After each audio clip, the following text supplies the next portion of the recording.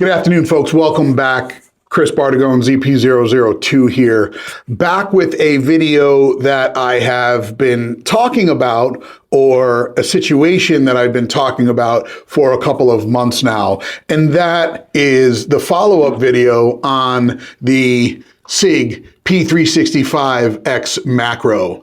As you guys are aware, or maybe not, but if you are, I took this firearm to a VTAC EDC pistol class up at the Sig Academy back over the summer. The day did not go as well as I had expected or planned it to go. I brought up this firearm with a little bit of a different configuration, and I'm going to show that to you because I have that part of that configuration here. I brought this firearm up as it was my everyday carry. I brought up my 500 or 750 rounds of full metal jacket ammo, which was Winchester white box. I also brought up a Sig P320 and my Glock EG1 done by Alpha Dog Arms. We've shown that that firearm on another video. Right off the bat, the first set of drills went without a hitch, and they were simple ready up drills. So from concealment, up, fire one, reholster, up, fire one, reholster. No problems with that. The next string of drills was up, fire three, reholster. First drill was fine. We ran it 1, 2, 3, no problem. Second, 1, 2, failure to extract. Now, okay, you don't really think anything of it. Reholster, clear, tap rack, clear. We go again, it happens again. Now the SIG instructor happened to walk by and he says, "Oh, your support hand is dragging the slide, and that's what your problem is." And I said, "Well, okay, we'll give that a shot. We'll be a little bit obnoxious with the way that our grip was." And so I made sure that my thumb was down, almost turning my light on when I ran the next set of drills. And again, we had the same malfunction. I was not able to get through that next drill without having to tap rack probably every third attempt. I was not able to get through that entire magazine without that situation happening. We continued to try and assess it. The SIG instructor would come over, he would grab this firearm, I'd give him a fresh mag, he'd load it up, and he'd fire 17 rounds without any issue. I was like, okay, maybe it's me. I don't know. I would grab another, he'd hand me the firearm back, I would take another 17 rounds, or 17 round magazine, I would load it into the firearm, and I would attempt to fire at this point I was not doing the drills, I was trying to determine what the problem was. I would try and fire rounds and I would have failure to extract. At this point, I put this firearm away because I was there for a class and I wanted to get out of the class what I had paid for. So I loaded up the P320 and we were back off to the races. The instructor would take my macro throughout the day and try and run it a couple of different times. We sent the firearm back to the academy where they replaced the extractor. During this same course, the instructor of the class, Kyle Lamb, was running his macro with different ammunition and was having a very similar problem. Now, rewind back to April, and I was down at Kyle's place in Tennessee where we were forging the knife, and we brought our P320s down to the range to shoot, and he was having issues. I was running this firearm, this grip module with the comped slide and had zero issues. For the sake of this conversation, I used to run this firearm with this Sharps lower with the comped slide and this barrel in this slide.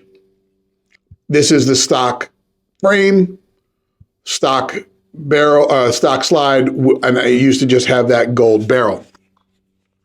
That configuration is what I brought up to SIG, and that configuration is what I had problems with.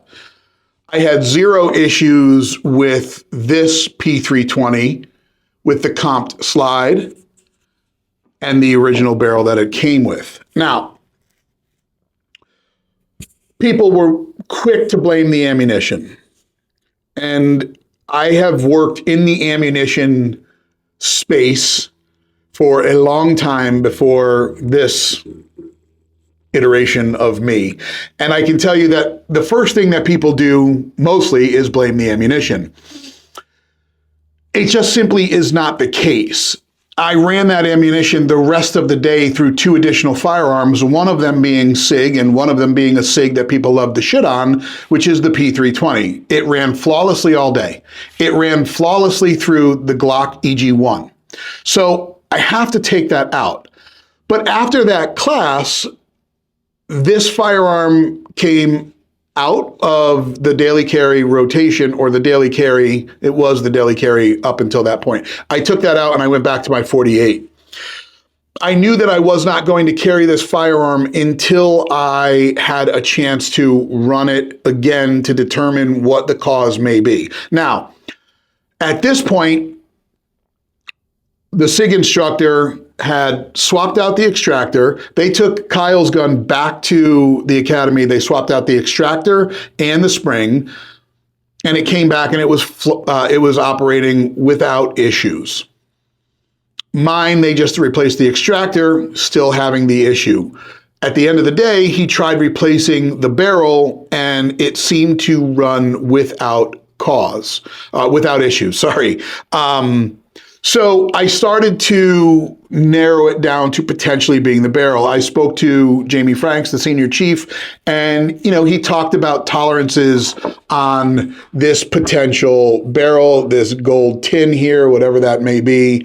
It is a factory SIG barrel, and it was purchased from SIG, which makes me question, okay, if you're selling a SIG part for a SIG firearm, it should work. Now, I am not an engineer by any stretch of the imagination, and I couldn't tell you as far as tolerances how tight these things are. It is not a gunsmith fit barrel. It is a production barrel, but this is a production firearm, so it should fit. I know when I went out to Phoenix with my M&P back in the day, I went to Apex Tactical and I wanted a gunsmith fit barrel in my M&P, and they did that. Scott Folk out there took my gun, he put the barrel, he fit it, and it is super tight and super accurate. This is a production gun, and these are barrels that they sell on their website. In my opinion, they should fit and not have any issues. So, both of these firearms have sat up until recently when I was in Oklahoma, when I was able to go out there and test this prior to Spectre happening. So I brought the firearm out I brought both slides out with this grip module because this was the grip module that had the problems. So first I ran probably about 150 rounds through this iteration. So this slide, this barrel, this optic, this grip module, and there were no problems. I then swapped out the slide for this one, which is a SIG barrel that comes with their Romeo X optic and this gold barrel. I also had no issues. So at that point, I decided to chalk it up as problem solved. And the reason why I said that is because, well, I put this original barrel back in this slide and all is right in the world. But I still couldn't let it go and I needed to determine what the cause was. So after I took this barrel out and I put it in this slide setup, and then I ran 3 more mags. And out of those 3 mags, I did have a failure to eject out of 2 of those mags. Now, it is not the frequency that was happening during the SIG class or the class up at SIG, but it still did happen. Should there be any malfunctions in your daily carry firearm? You want to say no. But first off, I'm not carrying Winchester white box full metal jacket in that firearm. I'm carrying Federal HST 124 grain in this firearm. After I had that 2 malfunctions in the last setup, I did run a magazine of Federal HST through it, and it ran flawlessly. I also ran a box of Hornady Critical Duty 135 grain through it, and also ran flawlessly. Do I think that there is a problem with the Sig Macro? I don't. I think that the problem lies with this barrel and this other slide. So, for all intents and purposes, I now carry the firearm back to its original configuration. I can't tell you why I had used that gold barrel. When these macros and these SIG P320s are in your kind of in your collection and you find an extra barrel or an extra spring, you tend to just make a whole separate new firearm. You get a fire control unit and you assemble something new. I am actually going to, I only put this like this today for this video. I am actually going to bring this back to the comped slide with the shorter barrel and keep that set up like this. I do like that firearm configuration. That is how the macro was intended. That's how the macro was birthed, if you will. It was a 3.1 inch barrel on a full size 3.9 inch slide or whatever those numbers are. And it was integrally comped. The only thing that I had kind of concerns with was the grip module. And this is why I went to the Sharps grip module on this one and why I am using the Talon grip module on the original one. It just beefs it up a little bit and I've got these bigger hands, so it works for me.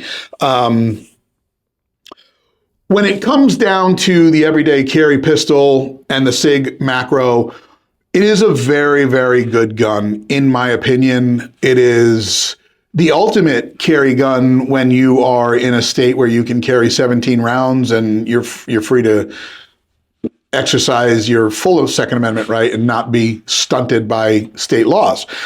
That being said, here you're limited to 10 rounds, so you're going to have that no matter what. But it's a very smooth firearm. It's a very accurate firearm, and it is quickly becoming a very popular firearm. The P365 has been around for quite a few years and it's seen a few iterations. Do I love the constant evolution of the 365 and adding this and adding that and a macro, a black macro, a Legion macro, a black Legion macro? Now they've got the macro fuse. I mean, it's all a lot, Sig, but there's people out there that love it, and they've got probably every iteration of it. I have quickly learned that I don't need another firearm to sit in the safe. They're tools for me, and I want to make sure that my tools get used and I run them as much as I can. The reason I have 2 macros is, like I said, I was left with a spare fire control unit or a spare grip module at the time, and I just said, well, that just means I can make one more. I carry one at a time, and right now I am carrying the original configuration of my macro with just the non-comped slide. So, do I feel like there is still a potential situation here with this gold barrel?